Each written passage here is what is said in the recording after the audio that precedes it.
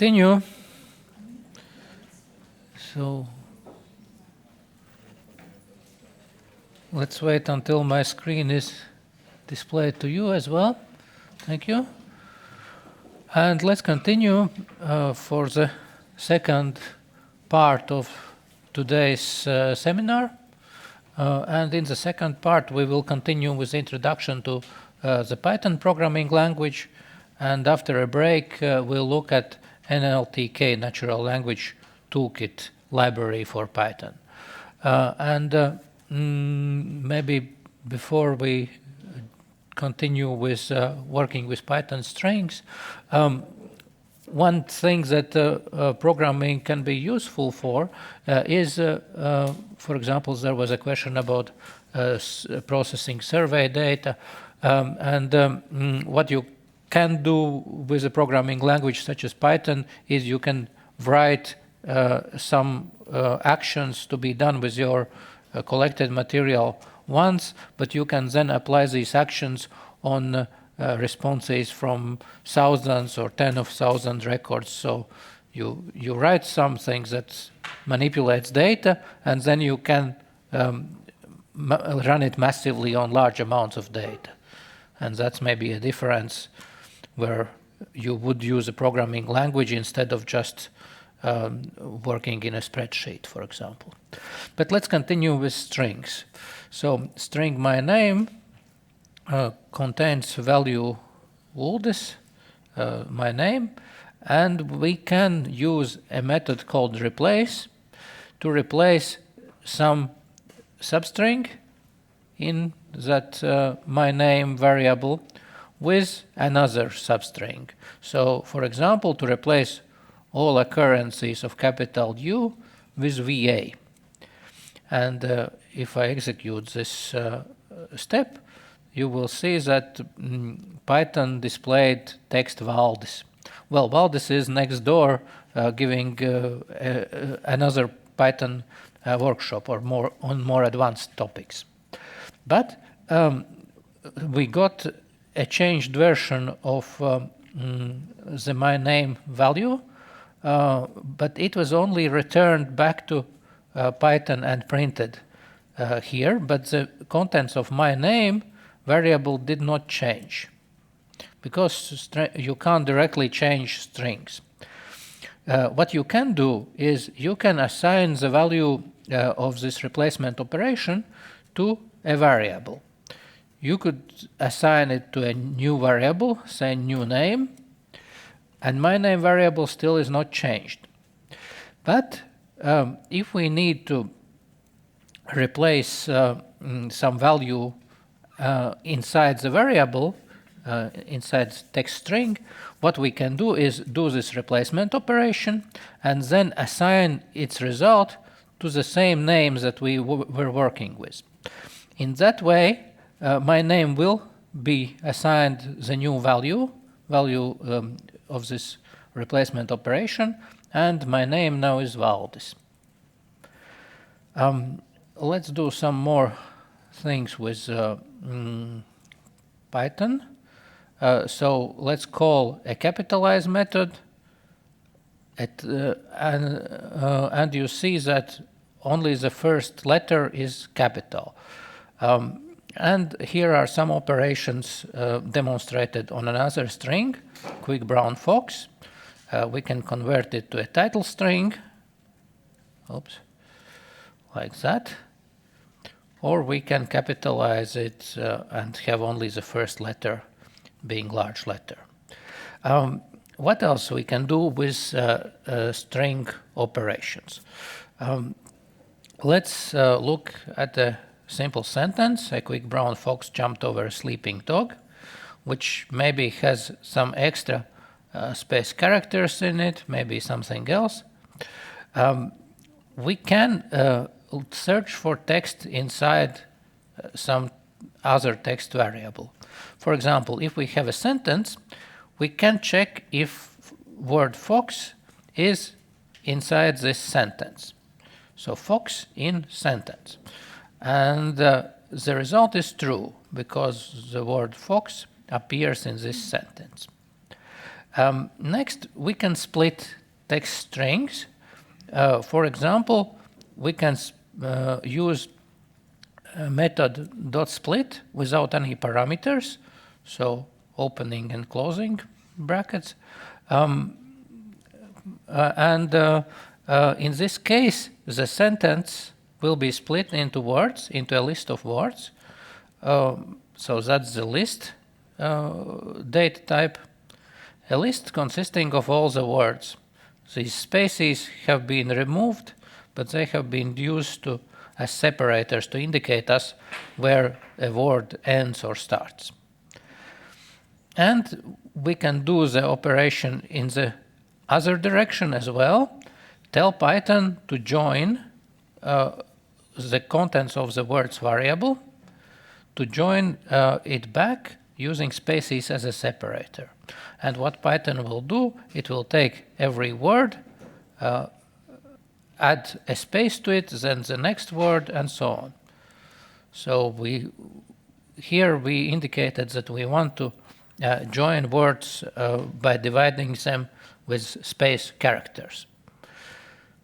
And splitting a sentence, splitting some text variable can be useful if we want to count a number of occurrences of some words in a sentence or in some larger text. So here we have joined back the list of words, and you will notice that this long space is gone, and every word is separated from another word by a space. But we can also use join operation to join words by a number of characters. For example, these pipe characters here. Or you can even use Unicode characters such as smileys. Well, that's a toy example, but it shows you how you can join back the words that, well, anything in a list, basically. And this leads us to the topic about Python lists. So Python lists are ordered and they are mutable, which means you can change individual members of the list. You can remove some element of a list, you can add new elements, and so on. Lists are defined using square brackets, and elements of a list are separated using commas. Lists may also have duplicates. For example, here we have a list that contains number 2 times. Lists can also be nested. That means that one list can appear in another list. And let's start this part by looking at two lists. One list will be numbers. There is a range function in Python that returns numbers from starting number, that is the first number, until the second number using step 1 in this case. I will try to execute it and see what's the result. Okay, the result is a range object that doesn't help us much, but we can take the result of this range object and convert it to a list. So as a result, we should get a list starting from 11 until 21, not included. That's a list of numbers. Well, maybe not that useful in this case, but numbers, this range operator can be useful, for example, in cycles. And here, let's have a shopping list, a list of 3 strings, chocolate, milk, cookies. With lists, similar as with strings, we can use this slice notation to look at some parts of a list. So for list we use, for string we used slice notation, which lets us specify the start and then position and step to jump over some elements. And the same is for lists. with specify start, end, and can specify step. Let's see at some examples. So first, we can access list elements by their number, by their index. So item number 0 should be chocolate. That's the wrong list. So it's not chocolate, it's 11, because I looked at this list, my list variable. Let's look at shopping list. And we can see that element -1, so the last element of the list is cookies. And unlike strings, we can change the contents of a list. So we can tell Python that to replace the element at position -1, so the last element, with potatoes. So cookies are gone. Now we need to buy milk, chocolate, and potatoes. We can also ask the list to show us a part of this list, say starting from position number 3, or we can ask it, we can supply the second index -2 to show us everything excluding the last 2 items. And similar as for strings, we can jump over some elements in a list. And we already saw operations with strings before. Now, list objects also have these methods that help us do something with a list. And the things that we can do with a list are, we can append some element to a list. If we want to insert element in a list, but not at the last position as append would do, we can use the insert command and tell us to insert some value inside a given position of the list. We can search a list for some element to find out if this element is in a list, or we can remove elements from a list. List can also be sorted, reversed, and you can use the pop operation to return and remove some element from the list. So let's look at our shopping list. Chocolate, milk, potatoes. We can use the append method to add something to the list, say kefir. And we can sort a list. If we execute the sort method here, then we will have the contents sorted by their alphabetic order. We can append something more to a list, let's say a fork, or we can remove items from a list. Say shopping list, return items, removing items, last 3 items. And now shopping list will be very short. It will contain chocolate and kefir. So we can try to remove a particular element from a list, but we need to be sure that the element is in the list. If we try to remove milk from the list, we get an error.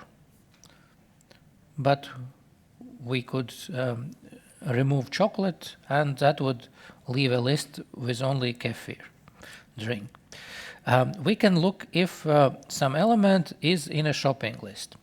And so kefir drink is in the shopping list, but we have to make sure to keep note if it should be written with large or a small letter K. So kefir with lowercase k is not in the list. Milk is not in our shopping list, so the result of this question here, milk in shopping list, is false. And we can also use this in operation for strings. So we can check if this string this is in my name. It is, while AL is not in my name. And now it's a task for you. Let a user enter some text, and your task is to print what's the number of words in this text. So use whatever you saw before. Yes, Jan? Ah, I see. Okay, so that's a good point. About this last command, it should have been false, but that's because we changed the value of my name, and so my name is Uldis now. And well, that's how easy you can change your name. And AL is in word Uldis indeed. So thank you, Janis, well spotted. I will change it back to Uldis here. And then we can check that AL is not in my name. Okay, thank you. Okay, so your task is to let a user enter some text using input command and count the number of words in this text and print it out. And we are here to help you. So if you have any questions, raise a hand or ask Janis or Artis for help, and me, of course, as well. Okay, will give you a moment or two for this task, just so you get acquainted with working with Python.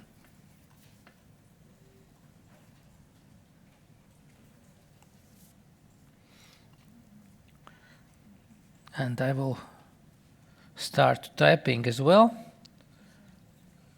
So first thing we need to do is get user input. Let's call it data.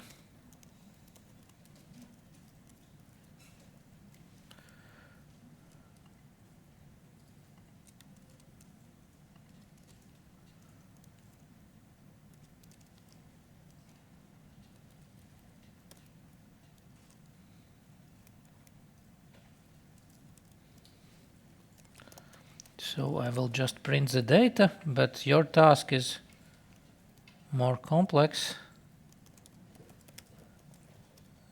Is to count the number of words there.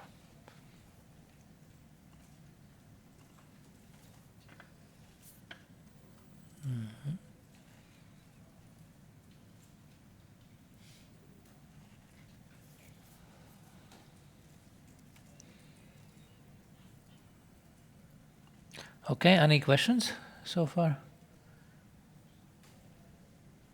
Everyone's busy typing.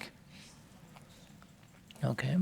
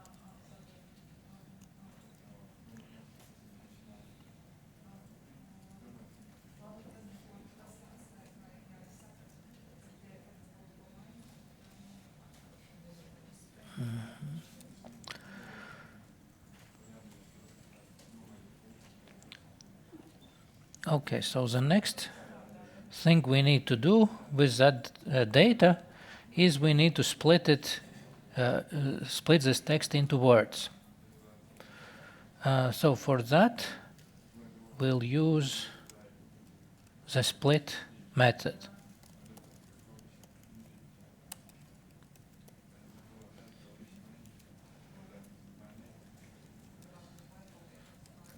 And I will print words.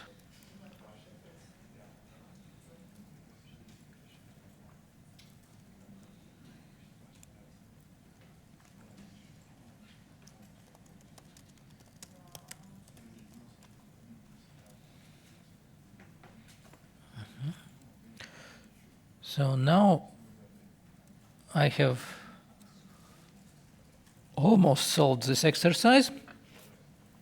I ask, sorry, I ask a user to enter some words, and then I've split the text into words, and what remains to be done is printing the number of words in this text. So I already have words in a list, and we can find out the length of a list. There's a function for that.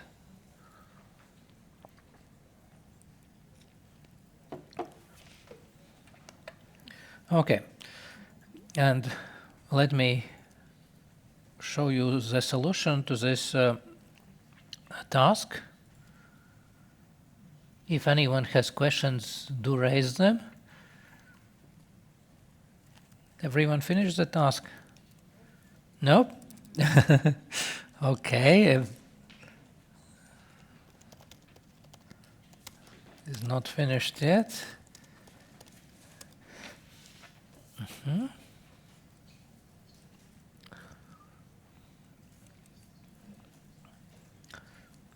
Is there something that doesn't work or something where you get stuck?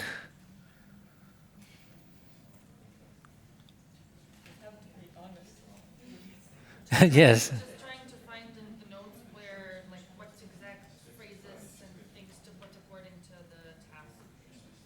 It takes time. Okay.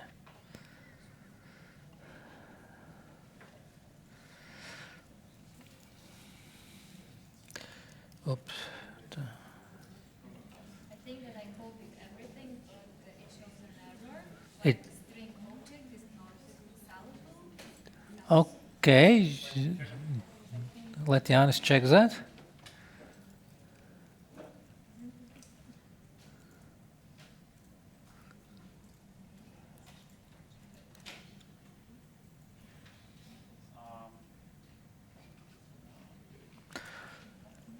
Okay, I'll solve this task now. So basically, words is a list of words. And what we need to find out is the number of words. In other words, that's the length of this list. And for finding a length of something, of a string, of a list, and so on, we can use function called len, length. So I have added here a call of function length, and it will figure out what's the number of words of items in this list. And let me execute the task. The task is done now. And Python prints the number of words, which is 5. What would happen if you were to use this length function for the data that user input, length of data? In that case, you will get a number of characters instead of a number of words. So if we did not split the text into words, but if we asked Python for length of data, then you would get a length of the character string, so the number of characters. But if we split the contents into words using this split method, we get the number of words in a list, and we can count how long this list is. And length of this list is 4. Okay, I will move to the next part of this. This is a solution for this task, and I will move to the next topic, which is dictionaries. But if you still have some issues with this task, do raise your hand and ask for help.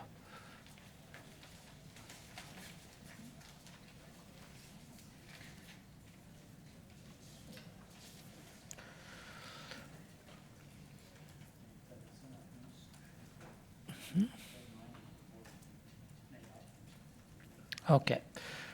So the next topic is dictionaries. And dictionaries are a collection of key-value pairs, also known as associative arrays, hash maps, depending on programming language. So typically dictionaries are not ordered, and dictionary keys are unique within a dictionary. So it's pairs of, for example, key is name, and the value is the name of the person. Key is surname, and the value is surname of the person. Or you could actually build a dictionary using Python dictionaries. So you could have keys in the dictionary be words in English, and values be their translations to Latvian. So let's define a new variable, my dictionary. And the way you define dictionaries is you use these curly brackets, and then you write key, for example, string country, and a colon, and then the value corresponding to that key. You could write comma and write another key and another value here. And when I define this dictionary and print it out, you can see Python has also understood it's a dictionary. So it has these curly braces with two keys, country and city, and we can ask this dictionary to return as values corresponding to its keys. So I can ask my dictionary to return value corresponding to the word, to the key city. And the dictionary will show that the value corresponding to city over here is Riga. And dictionaries are useful, for example, for counting things, for counting a number of words, of different words in text, for example, or anywhere else where you need to count something. So we can also add some values to a dictionary later on by saying, for example, here, that my dictionary key food will be added to the dictionary, and the value corresponding to the key food is potatoes. And I'll execute this cell, and here you can see that there is also a key called food, and its value is potatoes. And dictionary works very quickly for looking up, for finding some value in this dictionary. So it's useful that its access to the data is fast, so you can work with quite large dictionaries and still get values out of it. So we can ask for food, we can ask for country key. For dictionary, we can also ask, return me all the keys, and the dictionary responds with keys, country, city, and food, or return all the values in the dictionary, which is Latvia, Riga, and potatoes. We can check if some value is in a dictionary by asking, for example, potatoes, then writing operator in, and a list of dictionary values. And response is true, potatoes is in my dictionary values. If we want to check if a particular key is inside the dictionary, then we can ask for the key values that we are looking for, say country, and ask if it is in my dictionary. And it is true. Here will be a country dictionary, which demonstrates that you can have a dictionary that contains some more complex values inside it. Let me see if I can print this country dictionary in a bit nicer way. For that, I will use a special library called Pretty Print. And in order to use this Pretty Print function, I import it. We'll talk about dictionaries later on, libraries later on, but at this point it's just important that I get a pprint function that I can use. And here is a bit nicer view of the same dictionary, and it shows us that a key is a string, cities, but its value is a list of some elements. So Riga, Tallinn, Kiev, and same with countries. Countries is a key in the dictionary, but its value is a list of two different dictionaries about country Latvia and country Estonia. And when we define such a complex data structure, where we have a dictionary, inside it we have another dictionary or another list, we can access elements deeper into that dictionary. For example, we can ask for the elements that corresponds to the key countries, and we get back a list of dictionaries. Then we can ask Python for element number 0 in that dictionary, which is country Latvia and food potatoes. I don't know what food to add for Estonia, so. And we get that dictionary as a response. And finally, in this dictionary, we have two keys, country and food. And here is how we can ask for food corresponding to the dictionary about Latvia. So we are looking for country dictionary, for key countries. It returns us a list. We are looking for element 0 in the list. And this element 0 in the list is a dictionary itself. And we look for the value corresponding to the key food. So this is quite a complex data structure, but I wanted to show you how you can have a dictionary, for example, that contains multiple elements inside its values. We'll have practice for dictionaries a bit later. I will also mention that there is a data type called tuples, and tuples are ordered and they cannot be changed. So they are similar to lists in that they are ordered elements, but changing them will not work. And you define tuples by enclosing some values inside parentheses.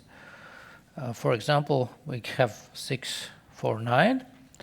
In some cases, you don't have to specify these parentheses. It's better to specify them, but in some cases, it's okay to just have values separated by comma.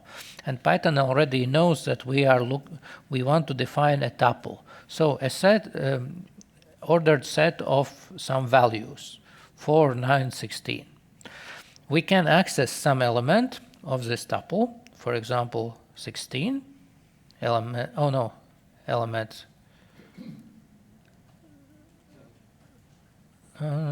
Interesting. Of course, it's this tuple here. And 9 is indeed element at position number 2.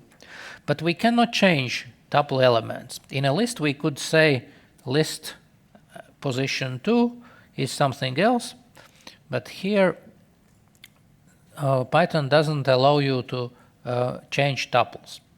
That is sometimes useful because tuples, if they cannot be changed, they can be used as keys in a dictionary. There are cases where that can be beneficial. For example, we can have dictionary with dates and some information corresponding to a date, maybe weather forecast or something else, and a key of the dictionary could then be a tuple containing year, month, and day. So you kind of encode multiple values inside this tuple. Another case when tuples are useful is if you want to return multiple values from a function. This is how you define a new function. So you say def, and then the name of the function. If it doesn't have arguments, then it's just open and closing parentheses and colon. And we'll look at functions later on. But here I wanted to show you this return command. It tells Python to return multiple values. And the result of returning multiple values, if we call this function, the result will be a tuple.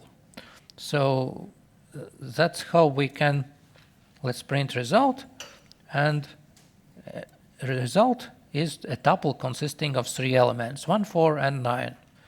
And we can access the element number 1 by saying result and square brackets 1. Now, what are our questions so far? Oops, sorry. Something flickered on the screen.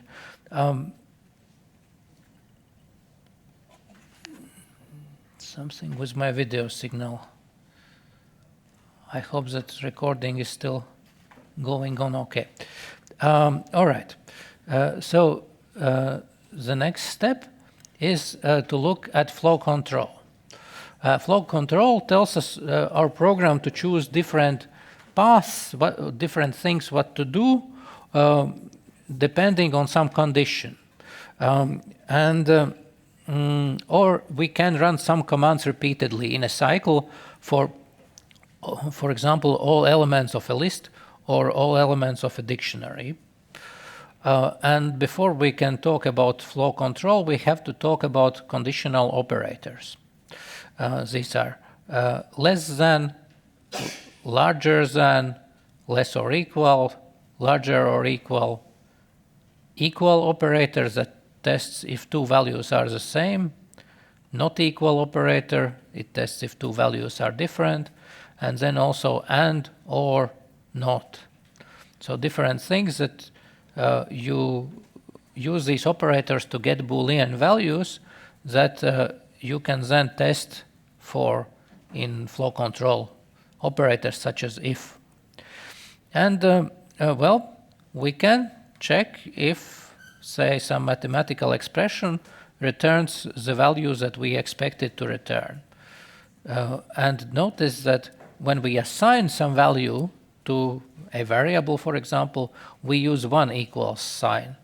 If we want to check if some values are equal, then we use, for checking equality, we use 2 equal signs. For example, here we check if 2 multiplied by 2 is equal to 4. And no surprise there, it's true. We check also if 5 is larger than 7, and the result is false. We can also check if 5 equals to the result of converting letter 5 to integer. This should be true. And we can check if 5 is less than or equal to 6. And in both cases, the result is true. So print command here prints true.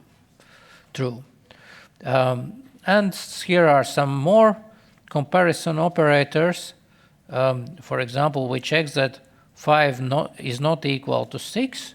That should be true because 5 is not equal to 6. and we see that the result of this check is indeed true. It prints true. We can also check inequality of text strings. For example, we can check that Valdis is less than Voldemars. That can help us order strings. And Valdis string Valdis is less in Python's understanding than the string Voldemars, because the way how strings are compared is the program looks for the first letter. First letter is V in both cases. So V is now letter number 86 in this computer's version of characters. Then it looks at second character of each string. So in one case it's A, in the other case it's O. And O is further along in the alphabet than A. That's why O, the value of O is larger than value of A. So A has value 65 in Python's view of the alphabet, and O is letter number 79. So Valdis is less than Voldemars. We already looked at strings, that we can check if some substring is part of a string. UL is part of Uldis, but if we use a small letter L, this comparison will be false, because, well, case matters. It matters if it's a large letter or a small letter. Can I ask a question? Yeah, sure. I'm sorry for asking so many questions, but I really want to get hold of this. As you're explaining this, I'm trying to imagine where I could apply this while working with the language corpus. Mm-hmm. And could you give any examples, or maybe someone who's more advanced in working with this, could you give any example of like using these functions that we're looking at now on a language corpus? How would I make use of this to my advantage? How would you use this on a language corpus, Yeah. right? Okay. Or let's say a data set that contains texts. Mm-hmm. A good question. Well, these are the basic building blocks. So since this is introductory course, then we have to kind of go through them and see that we can check, for example, for if a string is a part of another string. How you could use them is, well, here we are talking about conditional operators, and conditional operators is a part of making the program do something if some condition is true. So we could be, if we had the text corpus with, well, a number of words, of sentences and words in them, we could check if some word is in that corpus, and we might want it to return all the sentences that contain a particular text string or a particular word. So it would be a basic operation on your corpus to find all sentences that contain some word, for example. How will it know that I need the entire sentence and not just the phrase or the word? For that, you would write, for example, an if statement where you will have a condition that looks for words in the sentence. So it will give you value true if a word is in the given sentence. And then there will be a body of that if statement, if command. So something that is executed if that condition is true. And in that block that is executed if the condition is true, you could tell Python to, for example, print the whole sentence. So it checks condition if the word is in a sentence, and then you give it an instruction, print the whole sentence, or open save the whole sentence to a file. That way you could filter your corpus down to only those sentences that contain this particular word. Does it recognize a sentence as something that is limited by full stops around it, or? That's up to you how you, but that would be something, it would make sense to separate sentences by full stops as well as exclamation marks and question marks.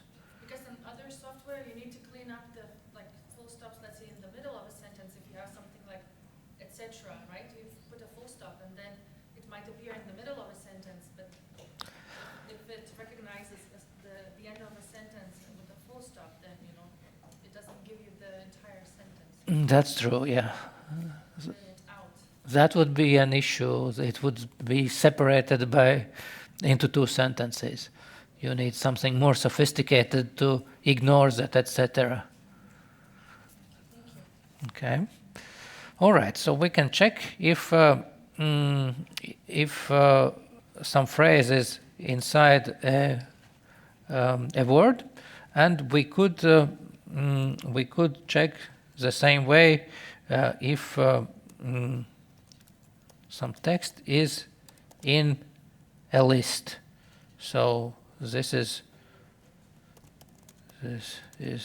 our sentence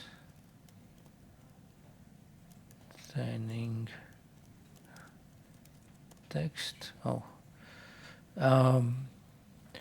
And we can check if text is in this sentence.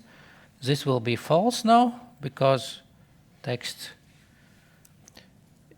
is, this will be also false. We need to work with a list of words at this point. That's what I wanted to demonstrate. So here we have a list of words. This is text. And we can check if text is in this list. And it indeed is in this list. And then we could build some program commands that are executed in the case if the string appears in the list of words. And we can combine multiple Boolean values as well. So true, false, not true. True and false, true or false, and so on. And once we can build these conditional statement expressions, so do all this comparison using conditional operators, then we can make our program execute some parts of the code but not other. And to execute some part of the code, if a condition is true, you use if command, if statement. So in this case, we have an if command. If 4 is larger than 5, colon, and then we start, then we have some commands to execute in case if 4 is larger than 5, which should never be the case.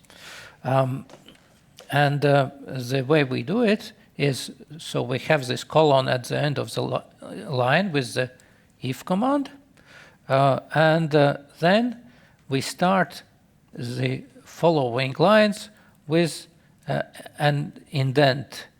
And this indent tells that these commands are what is executed if the statement condition is true. So this block will execute if 4 is larger than 5. And this command will be printed, will be always printed because, well, it's not part of the if command. We are back to our program main execution path. And we can use these expressions to print hello, in this case, if 5 is larger or equals than 5, and so on. So hello, that's not magic. 5 is not equals to 6. Okay, we saw some basic if statements. We can check for inequality, for text strings, and you can build whatever conditions you need. But the if command, the important thing is the if command will execute whatever is inside its body, so whatever follows it with this indent from the left-hand side.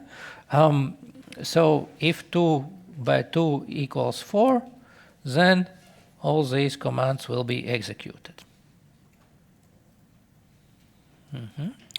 All right. And now here is another example that uses a condition to check if the temperature is too high.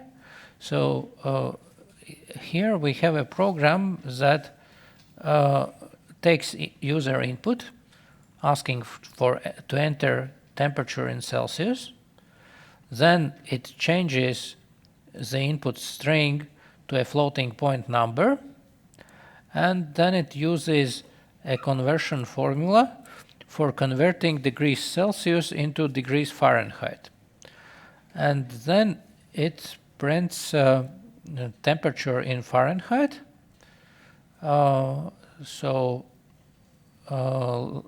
And then we have a conditional statement, if statement. It checks if temperature Fahrenheit is too high, so assuming body temperature of human. Then if it's larger than 100, it will do this action here. So you are too hot, find a doctor. And let's try running it. So it asks for temperature in Celsius, and it displays Fahrenheit temperature is 97.88. Disregards that small fraction here. It's the way how floating point numbers work, that sometimes they add this 1 at the end of the character, but that's why we used the function round to round the Fahrenheit degrees to 97.88. So let's try it again. This time maybe 37.5. It's still okay. And when will it ask for a doctor? 38? Yes. So 38 degrees Celsius is 100.4 degrees Fahrenheit, and if you have 38 degrees Celsius temperature, then it might make sense to find a doctor. Or, well, at least drink tea and eat honey. Okay.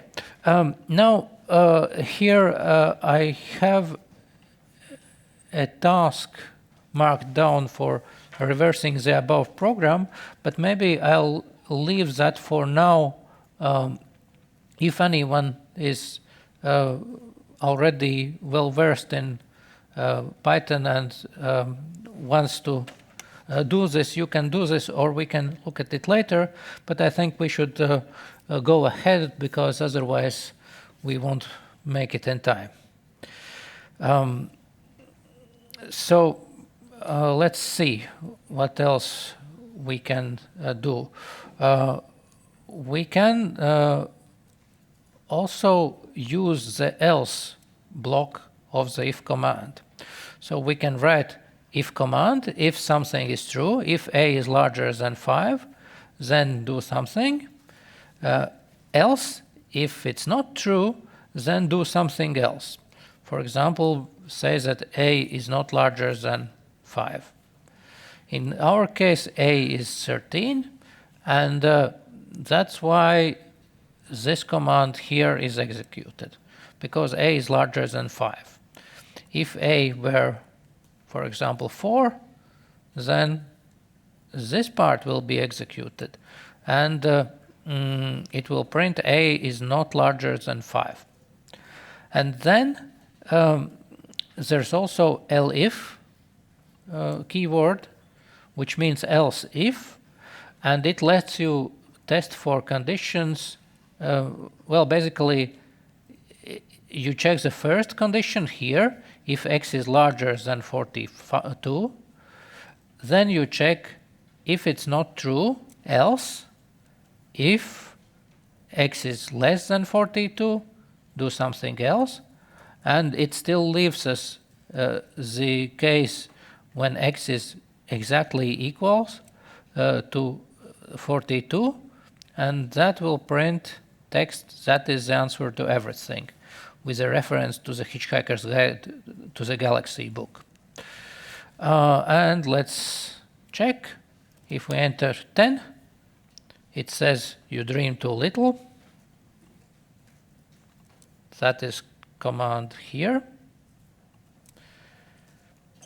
If we enter 50, that will be too ambitious an answer because x is larger than 42.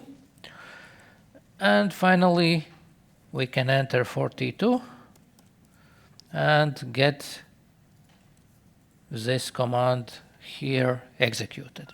So if elif and else allows you to execute, do different things depending on your input values. And the next thing in flow control, in how program command execution flows, is loops. Loops let us perform some actions multiple times. For example, if you have a data set with 10,000 records or more, you can use a loop to go through this data set and do something.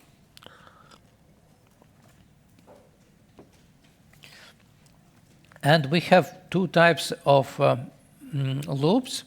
We have, in Python, we have while loops and for loops. While loop continues executing its body, so these commands that follow the while loop command, and it executes its body as long as the condition is true. For example, let's look at this assignment. Here we assign value 0 to the variable I. And this condition at this point is true. I is 0, which is less than 5. And that means that this body, these commands here will get executed. And as a part of it, the value of I will be increased by 1. It's same as I equals I plus 1. That means that the next time this cycle executes, I is 1. It's still less than 5, so another time that these commands are executed, and so they will keep executing until the value of I reaches 5. So while I is less than 5, we do these commands here. So it prints talk and it prints the value of I. And in the end, the value of I is 5. So what would happen if we did not have this command here? I will not execute it right now, but it will be an infinite loop because all the time I will be 0 and this loop will execute and never finish. You can try it, for example, by uncommenting the lines here, but I won't try it now. And the other type of loop is for loop. It says for, then a variable name, in, and some things that we can go through a list or a text string. In this case, it's a range command that will give you numbers from, if I recall correctly, from 0 to 9, so to 10 not included. And this command will tell Python to go for every value in this range, assign the value to x, variable x, and then it will print, the body of the cycle will print this value x. So it should be 0 to 9. And indeed, it goes and executes these commands for 10 times.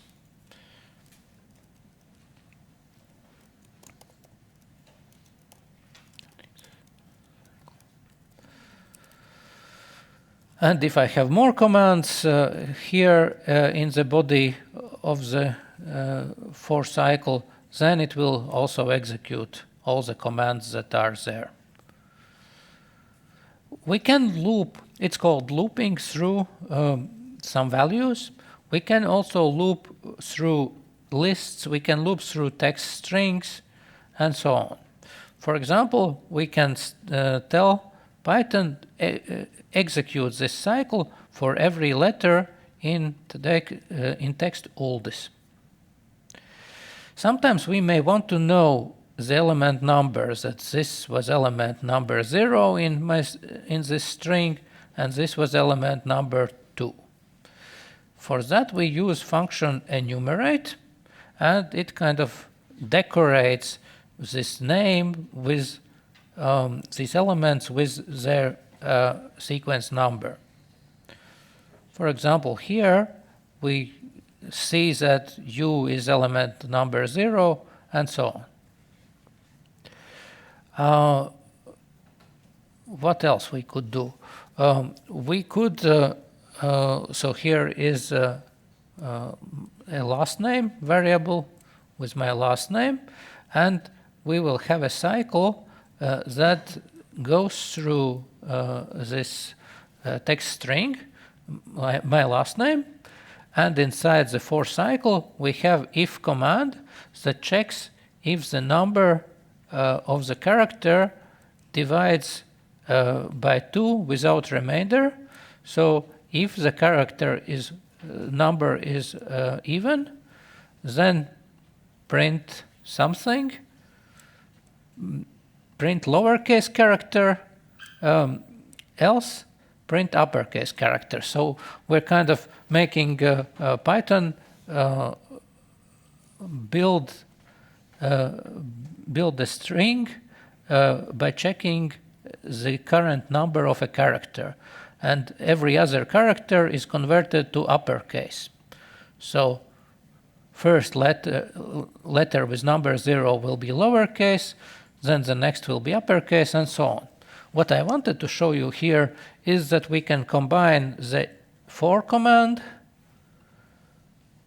with if command inside it.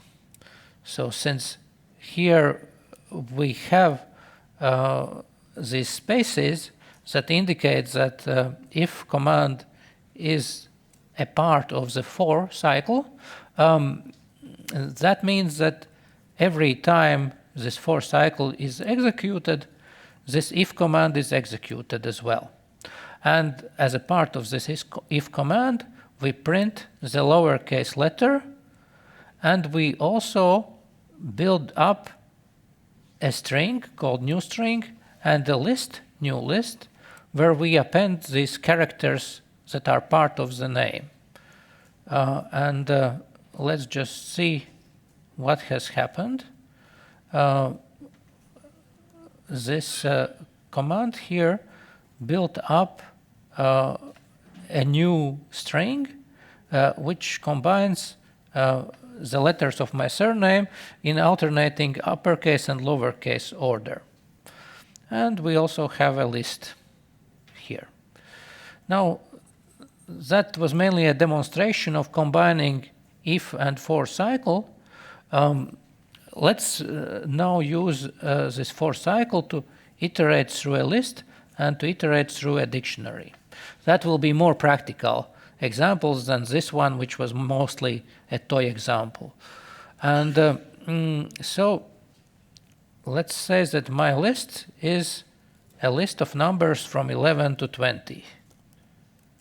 I will also print it, just so you see it. So it's numbers from 11 to 20 because of this range command here. And we can loop through a my list and every time this loop executes, it takes another value from the list. So the result will be item 11, item 12, item 13, item 14, and so on. We could also loop through the shopping list. So assign the value element of a shopping list to the variable need to buy. And then we can print our shopping list, what we need to buy. Need to buy chocolate and kefir. Okay. Then another data structure that we learned about is a dictionary. And what we can do with a dictionary, we can also loop through the dictionary. And dictionary has keys, like country, like capital, and it has values, like Latvia and Riga. Okay, so far so good. We can loop through a dictionary, so go through every dictionary element by writing a for loop like this: for key, comma, value. These can be arbitrary names, arbitrary variable names in my dictionary.items. This will return keys and corresponding values from a dictionary. And then we do something with these values, for example, print them. And when I execute this command, you can see that it repeated 2 times this cycle. The first time it showed this key value pair. The second time it showed the other key value pair. So it's like a small database where you have values or keys, and you can retrieve keys and values from the database. To illustrate, to show you that we can use arbitrary variable names here, I will change the names of k and v to more informative key and value. So it doesn't matter what you call them as long as you name these variables here and use the same name later on inside the body of the for cycle. And it still returns the same value. So we are almost finished with the part about looping. Let's take some text, split it into words. That is our word list. And let's loop through this list. So for W in words means that we look at the words variable, which is a list, and for each value in this list, assign this value to the variable called W. And then what we do here is for each element of the list, we print the first letter of the word, as well as check if this is an uppercase letter and if the word is in title case. So meaning that the first letter of the word is large and the rest of the letters are small. And we can see here the first letters of the word, every word, E, Q, B, F, and so on. And only the first word starts with an uppercase letter. The rest do not. Here is another example. We split text into words, and we can check, for example, if word number 1, so starting from 0, it's Sherlock. If its letter 0 is uppercase letter, and it is true. All right, now there's a task for you. Write a programs that counts the number of different words in the text string and displays the top 10 words and the number of times they appear in the text. So you will need some text. So some text here. But it's up for you where you get that text. You could, for example, go to a Wikipedia page and copy contents of a Wikipedia page, or some part, not the whole text, but copy some part into a text variable, and then your task is to write a program that counts the frequency of words in this text.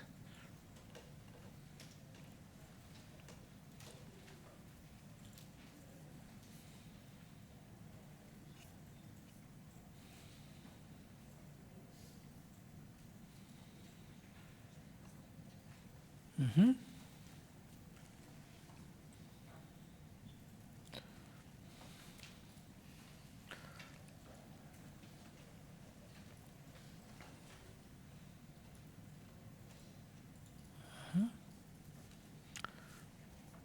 And let's give you some 4 to 5 minutes, and then I will also try to write a program that does what is required.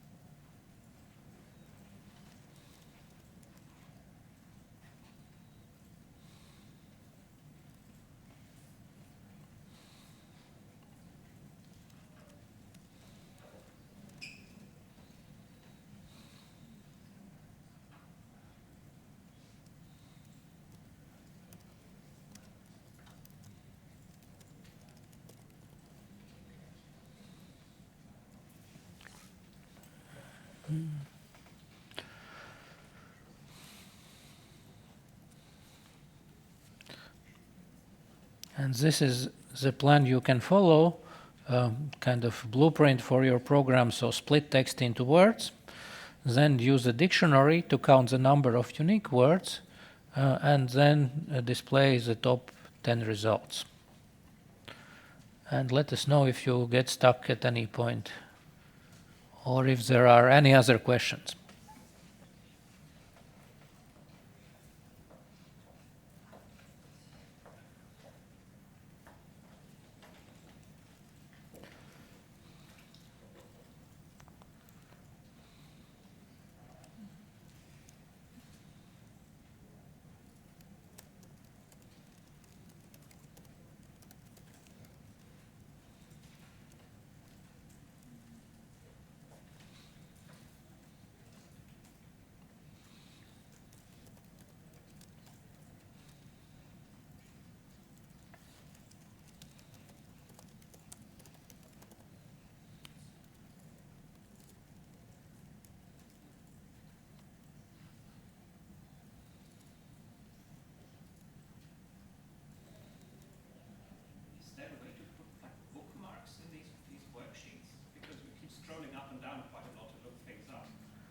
No, you can't really do that.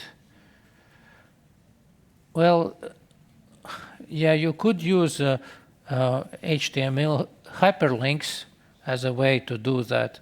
To use basically, well, you could put special code in the notebook to point to some location in it, but I won't be able to tell you right away how to do that.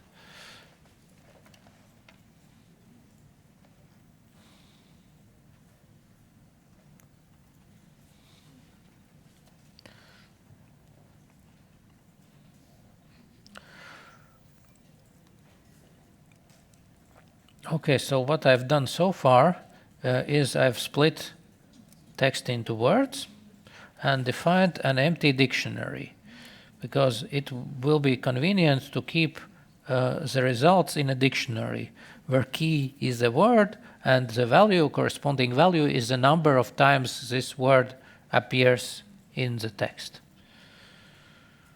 So let me try to build a for cycle for word in words.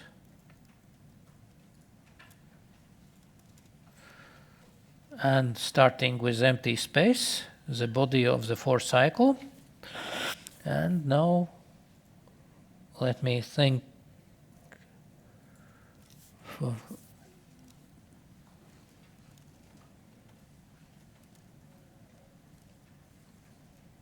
If word is not in the result dictionary yet,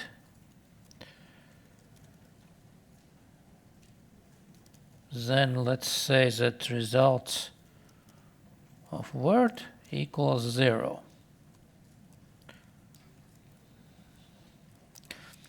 That means if the word just appeared and it's not yet in the dictionary, then we have to assign some initial value to the count of words, which will be 0.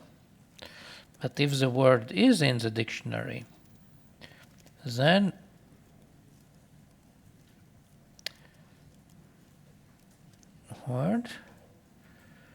then we increment this result word by 1. And actually I made a mistake here. If the word is not in the dictionary yet, but we are looking at it right now, we should set its count to 1. So this is already, a mini program. And that might not be so trivial maybe to write.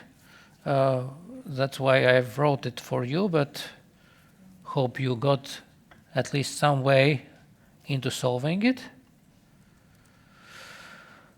And let's see what is the result of this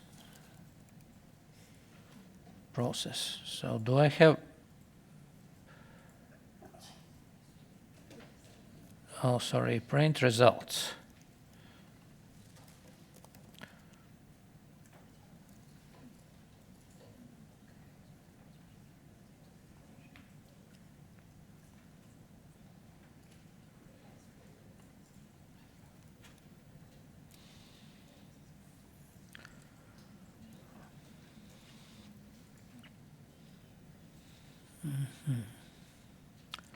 So how far are you with the exercise?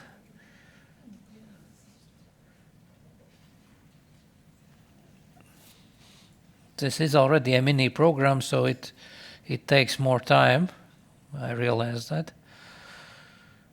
So you will also have access to this notebook. I will update it on the web so you see my solutions, and hopefully that is helpful too. So what we are left to do, if we have results, is for some item, let's call it that, in results, print item. Item will be the key. Let me think. Okay, let's do it like it was in the example above. When accessing the dictionary, so here we said for key value in dictionary.items.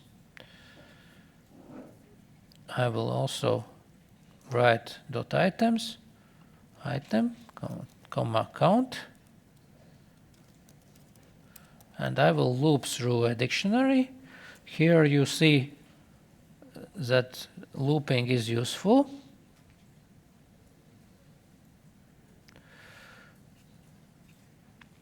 And we already have got the number of the words and the number of times these words appear in text. But we still need to sort them. So to sort the results. What I will show you first is maybe I will write an if command. If count is larger or equals than 2, then and only then print the item and count. And you can see the results here. They are not yet in sorted order, but these are words that appear at least twice. I could also ask for words that appear at least 3 times, and these are words is, a, of, and, for, in, the, it, by, and NLTK. So this is the resulting program. It still does not do everything, but I realize that you don't yet know how to sort this resulting dictionary. And I will just write a solution here, but I don't expect you to know how to write that. So we need a sorted result of a dictionary items.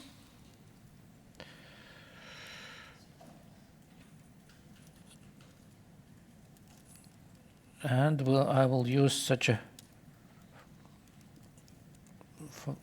anonymous function that is so-called lambda function, and I will tell Python to sort the items in the dictionary by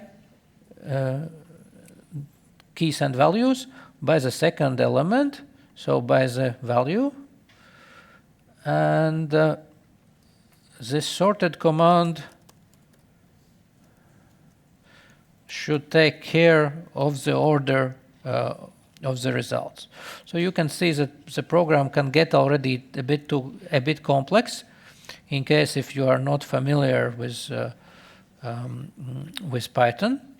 But that's why I'll let you start writing the program, but also show you what the result would look like.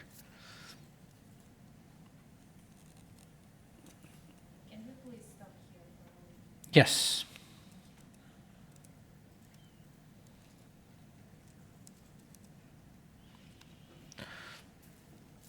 So what happens here is that after splitting the sentence into words, we go through every word, and if the word is not in our results dictionary, then we add that word to the dictionary and give it the count 1, because we just saw the word for the first time. Otherwise, which means if the word is in the dictionary, we take the current count of the word, so how many times it appears in the dictionary, well, how many times it appeared in our text, and we add 1 to it, and we save it back to the dictionary.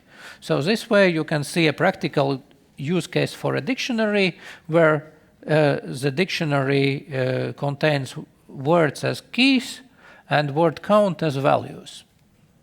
And when we have finished counting all the words, which means we have finished going through the for cycle here, then we need to display the top 10 results or the top results. And for that, the main thing that we need to do is we need to sort our dictionary. Well, the sorting part was where I had not shown you this sorted function before, so I didn't expect you to write it by yourself. But what we did is we took all the items from the dictionary, so items being words and their counts. We sort these words by using this key anonymous function, which returns the count of words for each dictionary item. So this will be the value by which to sort the results list. And by telling reverse equals true, we tell that the largest values should come first. And here we have the top results, or actually, in this case, all results. Oops, sorry. Yes. When should we know when to add a space after quality signs and colons and other punctuation signs and whatnot? There are not set rules for equality marks for assignment. It's mostly for equality signs, for comparison. You can use it whatever looks best to you. So that's a valid question. I could have skipped these spaces. Python allows you to either use the space or not use the space. And it also applies to commas here. Yeah, I'm asking exactly because of this line, because in some places you put and in others you didn't put spaces, so the result doesn't change. The result doesn't change based on that. There are some cases when it's important to have space, but in a list of values, it does not matter. I think, let me check. Yes, it's the same result. But I just put the space there because it looks, in my opinion, a bit nicer. I wonder, so let me add this if statement back. If count is larger than equals to 2. There are other cases where it can be important to have this space. I think that after function call, it might want to have this bracket right away. Oh no, even that worked. So I learned something new too. Thanks. So it's up to you. There is a kind of style guide for Python where it says what is better, where to use spaces and where not.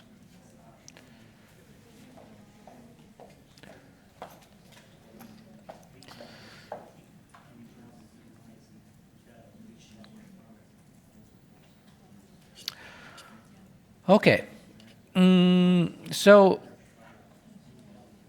that's the exercise that finished this block, and now we have a break, I believe, until 3:20. Is it so?